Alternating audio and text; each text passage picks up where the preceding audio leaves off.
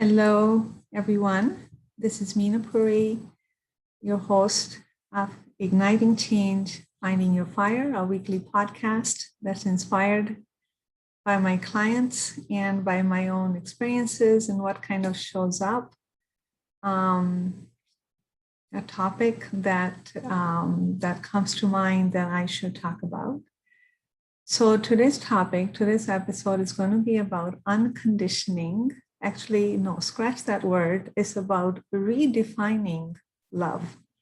The word unconditioning comes to mind because that's what the podcast has been for the last few episodes: unconditioning, deprogramming, etc. So it's really about redefining love. And I'm going to start with romantic love, because that's one kind of love that, quickly our mind goes to when we think about love.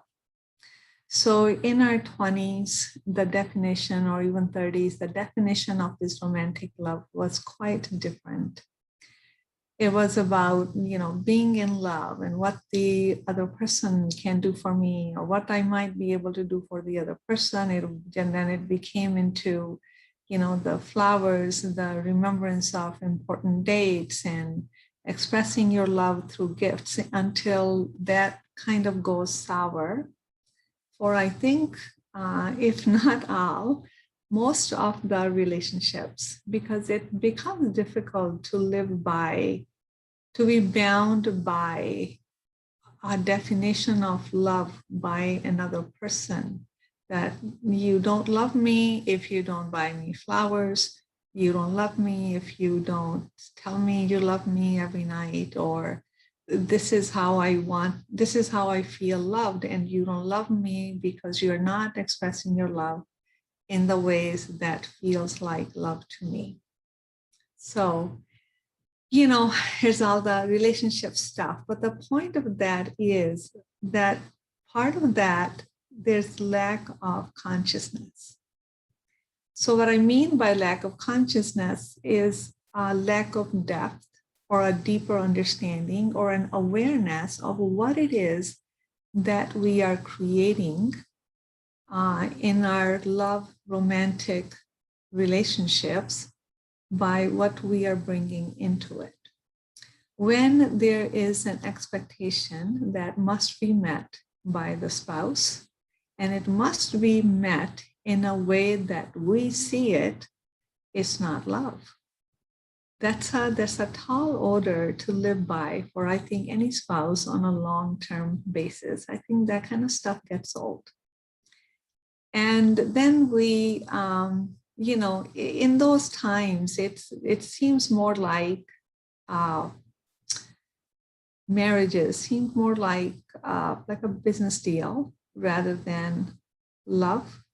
Maybe it needed to be that way for the formation of family. I don't know. That's, it's like you come from this background, I come from that background. You can make this kind of money, I can make this kind of money, and together we can have a good life. And there's nothing wrong with it. There's nothing wrong with it unless it's not something that you want. It doesn't work for you. So it's really all individual. But as we grow older, our definition of love definitely expands, and it's just, there's a different feel to it. So hopefully as we get older, if we're becoming more conscious, then our definition of love is much different. So when there's consciousness in love, there's independence. And that's another such a kind of a sore point. If the two people, one or the other spouse, is too independent, it challenges the security of the other person. Isn't that odd? Isn't that odd that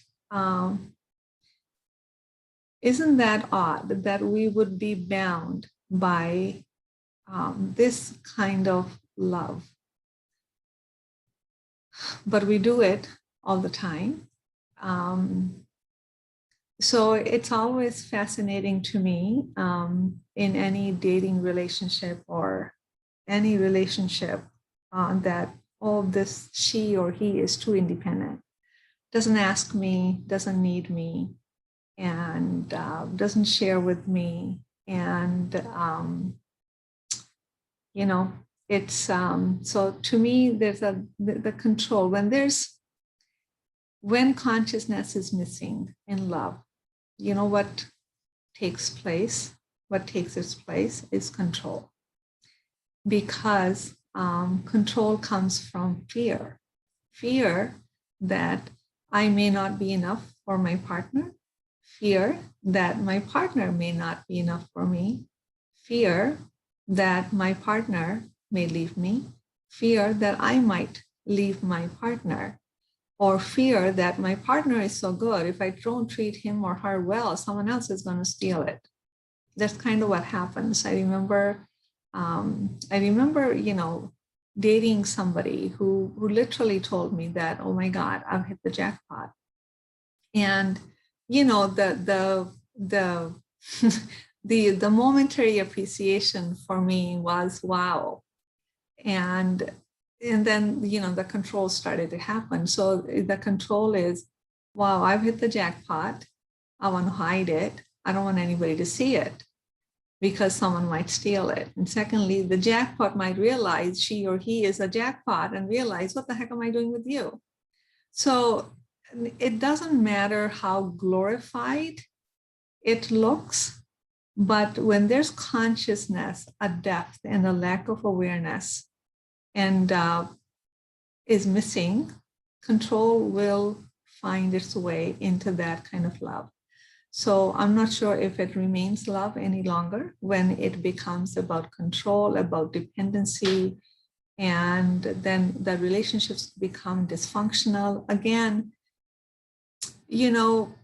two adults can choose to live any way they desire. If it works for them, it's perfect for them, right? So we don't live by the definitions of someone else's. We live by what works for us. So everyone may not have the consciousness in relationship. There may be dependency in a relationship. The relationship be dysfunctional. To me, I think there's a dysfunction to some extent in every relationship, but the dysfunction is no longer a problem if you are aware that there is a dysfunction and you're okay with it. It's only a problem when you're not realizing it. You're thinking it to be something other than what it actually is. That's confusing. That kind of becomes very distorted and it can zap your energy. So however we choose to be in a relationship, the biggest point I'm trying to make is become aware of what it is, what kind of a relationship it is, whether you feel, what do you expect, and are you okay or not okay with it? Either way, it's good. There's no judgment on you shouldn't be okay, you should be okay. No, it's all up to you. We're all adults and we all can choose who we spend time with, who we bring into our life, and how do we spend our life and how do we relate. It's 100% a personal thing, and it's all okay. So the point is that when there is consciousness missing in relationships, control takes over. And control can take many forms on the extreme sides of it. Control is so prevalent and so common in almost not even romantic relationship, in so many relationships which can lead to abuse, misuse of the relationship, and even, worst kind of abuse where the partners don't have a choice but to leave one another to be safe. So, and there's a strange thing about something like control. When we have a little bit of control, the fear remains. Because the fear remains, it feels like we should control more, right? So the control becomes higher. And then no amount of control can ever suffice because it's coming from fear. And fear is coming from something deeper than that. It cannot be rectified, or fear cannot be overcome by controlling something. Fear actually is overcome once we raise the level of our awareness and we accept it, and we heal the fear with the love. We bring the fear into love. So when we heal, when we are lovingly looking at fear, that has a very different effect on our psyche, on our relationships, rather than when we are operating out of fear and not realizing it, but our desire to control becomes stronger and stronger and stronger because underneath it, there's fear. And again, everything is, it's a self-perpetuating cycle. It's subconscious. And when we're not aware of it, we can spiral down very quickly. So again, I bring back the same thing, consciousness, the level of our consciousness. Awareness is medicine, you guys. So when I talk about consciousness is a field of existence, awareness arises out of that field of existence. So, many times it's kind of like almost silly that I even have to say this. Many times they're like, especially in different cultures, especially in the Indian culture, it's like who can cook, who can clean, if it's mostly the girl can do this, can do that, can do that. Again, it's your choice, however you want it to be. But that's exactly what happens when the consciousness is missing and we label these kind of relationship love. We think there should be love because there is marriage. That's the furthest thing from the truth, because many marriages happen as a business transaction, as we can make it work, and that's all wonderful, but let's not name it something that it isn't. Because it confuses, because we get into a relationship assuming it's a love relationship and anticipating love, but we get control, fear, judgments, and the psyche is forever confused. We keep on kind of banging against the wrong door. We're not going to find love where there's control. We're not going to find love where there's no awareness. So, and the second place that, love comes up is when we are parents to our children. And many times we talk about unconditionally loving our children. And unconditioned to me spells out that there is condition. So love is love. We don't need to qualify it by calling it unconditional. Love is just love. Love is a state of being. It's not dependent upon having certain conditions met. So unconditional love will suggest that no matter if these conditions are not met, I still love you. It's nice, but still that, there's that room available. I can do anything I want to do because I'm just going to be loved. That may be true in the, when it comes to our children and parents loving their children. But again, there's lack of consciousness. Lack of consciousness also here in the parental children type relationships is lack of personal responsibility. And so, parenting is already such a difficult thing. I'm a mom of a 25-year-old, and it still is a difficult thing. So it's such a, the level of awareness, it's such a necessity to be able to parent kids these days. And when we keep harping on this unconditional love, we want to make sure that it's not bordering on martyrdom, right? Kids keep on giving you more and more conditions to love, and you, like a martyr or a doormat, continue to offer, which actually perpetuates this behavior. So that's a whole new topic. Anyways, I don't want to get sidetracked, but the point is, so even when it comes to, loving our children, there comes the expectations. And it's very, very painful for parents for parents of children who are not launching so successfully in the world. at the age which the society had put an idea into our mind that all kids should follow this path. Therefore, they have to do this at a certain time. And when they are successful, I can pat myself on the back. So there's that. It's a strong identification that my sense of self comes from how well my child does or does not do. And, there's a responsibility to parent our children. We parent our children differently at different age. Okay. As they get older, it's not hands-on parenting. But if we continue with the hands-on parenting and interfering and still parenting like they're 5 or 10-year-old, there's a problem. The child never really quite grows up. And it's a very difficult task. The whole process of parenting is really, I feel the whole, point of having children is really learning to let go. Learning to let go. And that's the ultimate love. So, and what happens when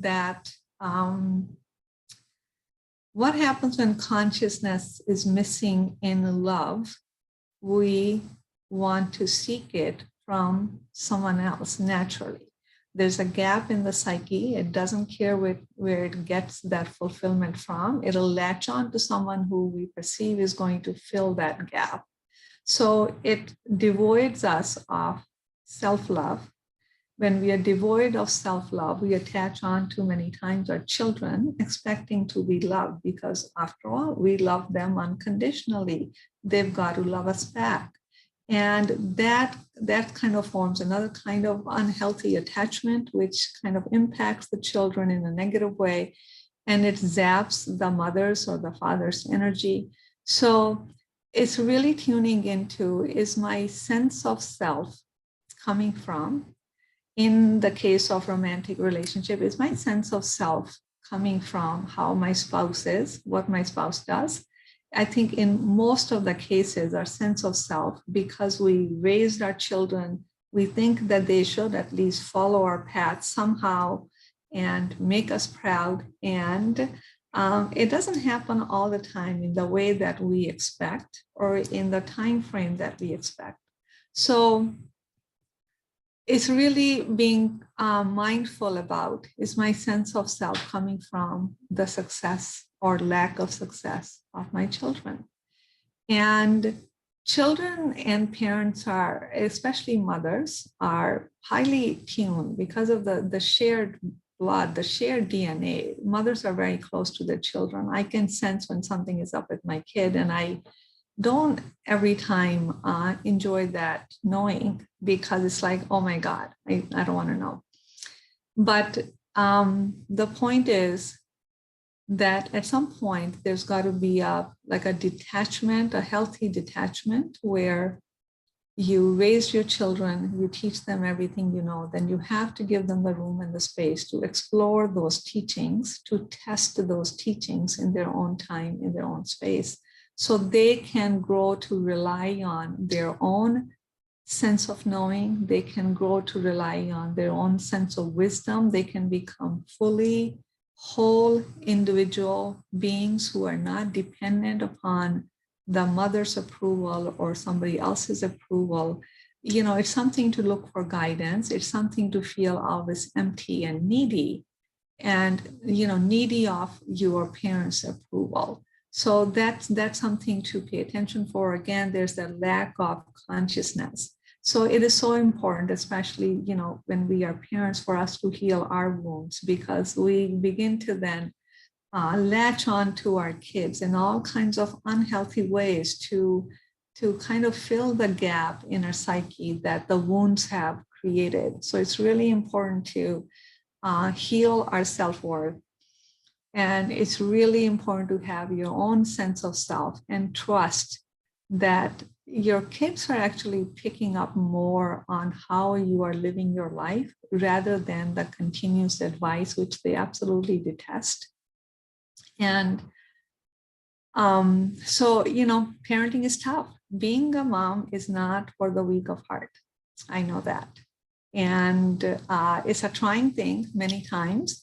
But again, bringing the level of consciousness into it, finding your own center, finding your own sense of self, and really detaching in a way where you are present for them, but their success or their lack of success, whatever the definition of success that you think it is, or they believe the definition of success to be, that you're not tied, your sense of worth or sense of self, or the sense of success is not coming from how well or how poorly your kids may be doing. Remember, everybody has their own unique path. Kids are not ours, right? So they come through us. They don't belong to us. We don't own them. They're not a piece of property. So we're lucky that their soul chose for us to be their parents. And so we guide them and continuously be there for them. So when I talk about being there for them, it's really bringing the level of consciousness into offering your unconditional presence so they can become who they desire to be, not so they can become who we want them to be, so we can feel good about our parenting and about ourselves. So we can say, oh, my kid, look at, I must have done a good job. You've done a good job either way.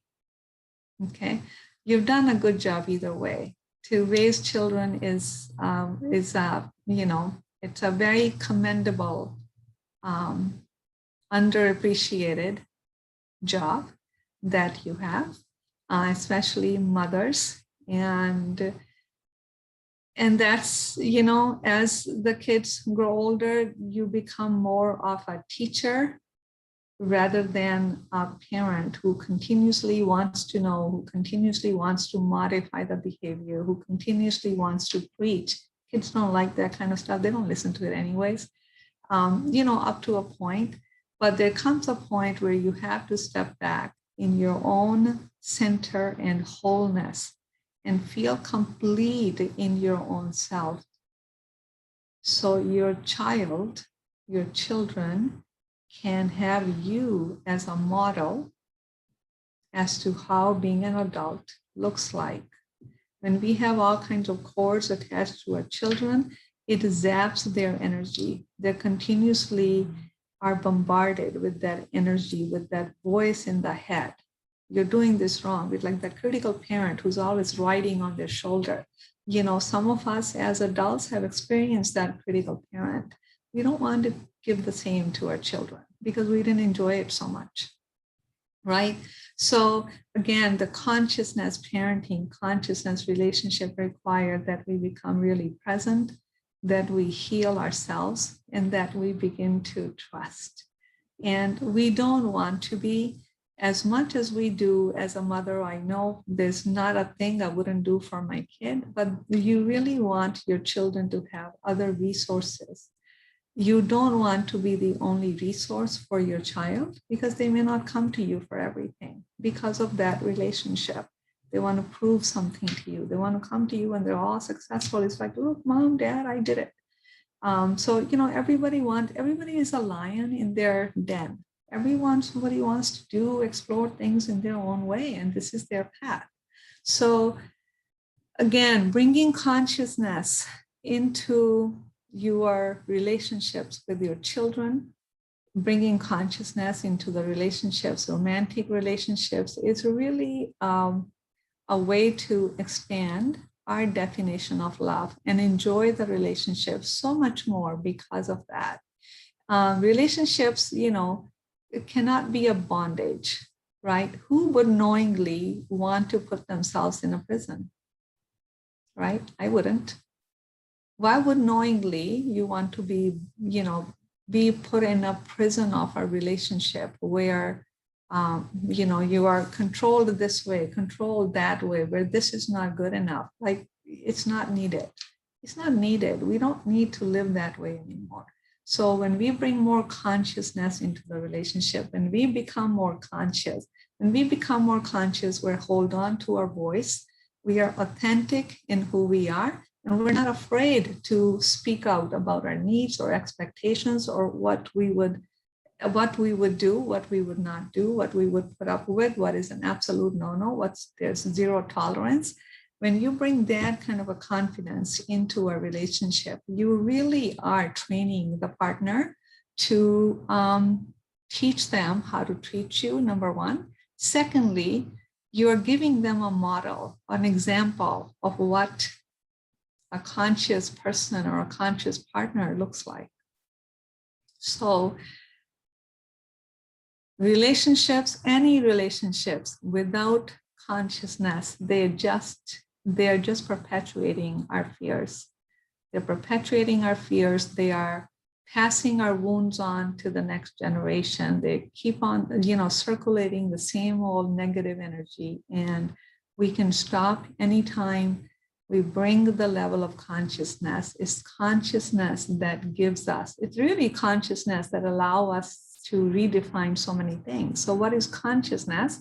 In the field of awareness, in the field of consciousness, the awareness expands so much, right? You begin to question the narrow definitions. You begin to question the same old narrative, right? You begin to question the same old stories. You begin to question your beliefs. You begin to question the programming and the conditioning you've been using to live your life. You begin to question the mental structures, the paradigms. Again, we can change all of that. That happens only when we become more aware. To shift that, once we are aware that what is this? This doesn't make any sense to me. This doesn't resonate with me. We change very quickly.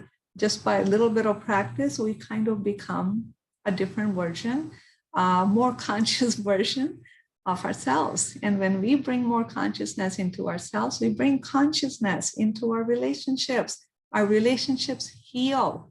They become better. Now there are 2 people, 3 people, 4 people, anybody who is in your surroundings become, or at least have the opportunity to become more conscious.